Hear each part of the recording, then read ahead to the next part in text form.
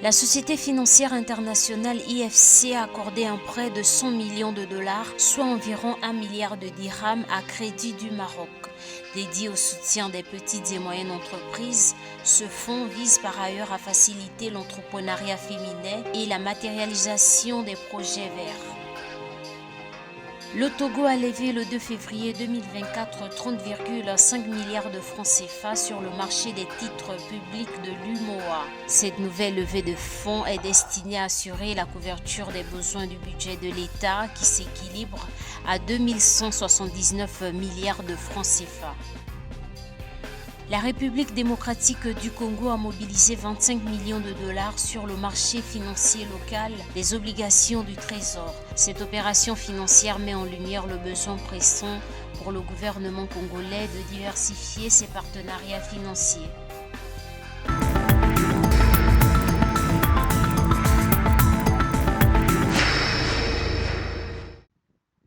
Afin de promouvoir la création d'emplois et la transition énergétique au Maroc, la Société financière internationale IFC a accordé le 1er février 2024 un prêt de 100 millions de dollars, environ 1 milliard de dirhams, à Crédit du Maroc.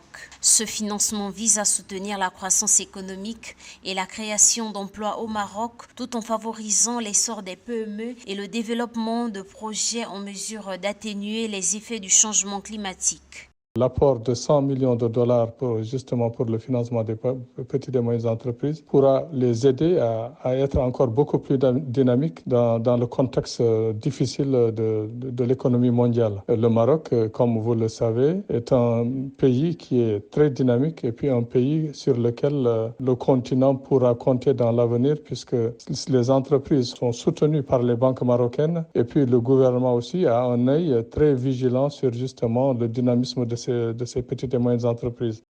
Selon les données de la Banque mondiale, les PME représentent plus de 90% des entreprises et contribuent à plus de 20% au PIB du Maroc.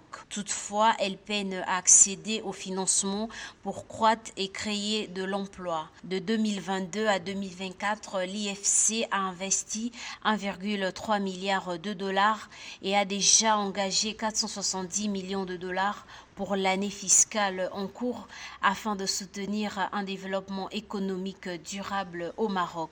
Donc, il faudra souhaiter que la répartition justement de ces 100 millions de dollars cette répartition puisse être faite de manière convenable pour que la majeure partie des petites et moyennes entreprises qui sont en difficulté puissent en bénéficier. Et puis surtout, les petites et moyennes entreprises dont les propriétaires sont des femmes ou bien des jeunes diplômés qui cherchent du travail mais qui sont lancés dans l'entrepreneuriat. Et puis justement, ces deux éléments doivent être pris en compte dans le soutien financier des petites et moyennes entreprises parce que les femmes jouent un rôle non négligeable dans les petites et moyennes entreprises au Maroc. Bien que des progrès significatifs aient été accomplis ces dernières années, le Maroc fait face à d'importants besoins de financement pour atteindre son objectif de porter la part des énergies renouvelables à 52% de son mix énergétique d'ici 2030 contre près de 40% en 2023. Le Royaume dispose depuis 2023 d'une capacité d'énergie renouvelable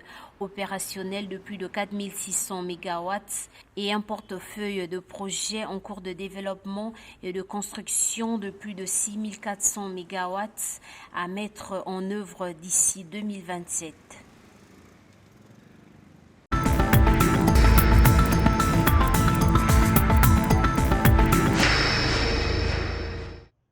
Pour sa troisième sortie sur le marché des titres publics de l'UMOA, le Togo a levé le 2 février 2024 30,5 milliards de francs CFA via une émission simultanée de bons et d'obligations assimilables du Trésor. 26,51 milliards de francs CFA ont été collectés via le bon assimilable du Trésor stipulé sur la maturité de 1 an et au taux d'intérêt multiple de 4,29 milliards de francs CFA levés sur le marché des obligations assimilables du Trésor au taux d'intérêt annuel de 6,4% et mise sur 5 ans. Cette nouvelle levée destinée à assurer la couverture des besoins du budget de l'État qui s'équilibre autour de 2179 milliards de francs CFA porte à 82 milliards de francs CFA le total de fonds mobilisés depuis le début de l'année.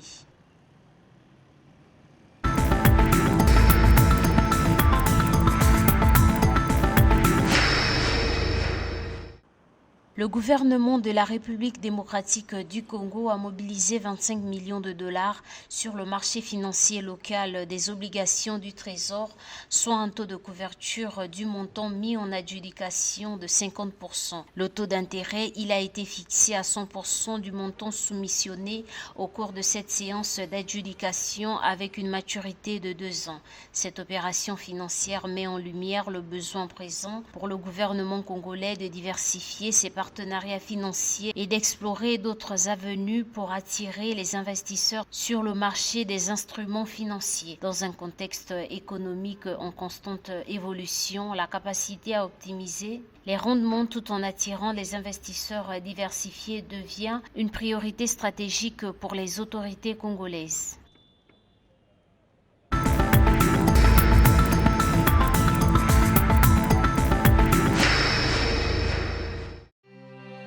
Pour la construction du tramway dans le Grand Libreville, le Gabon recherche auprès des bailleurs de fonds 204 milliards de francs CFA. L'ambitieux projet est contenu dans les 10 chantiers d'infrastructures routières prioritaires du gouvernement gabonais pour l'année 2024.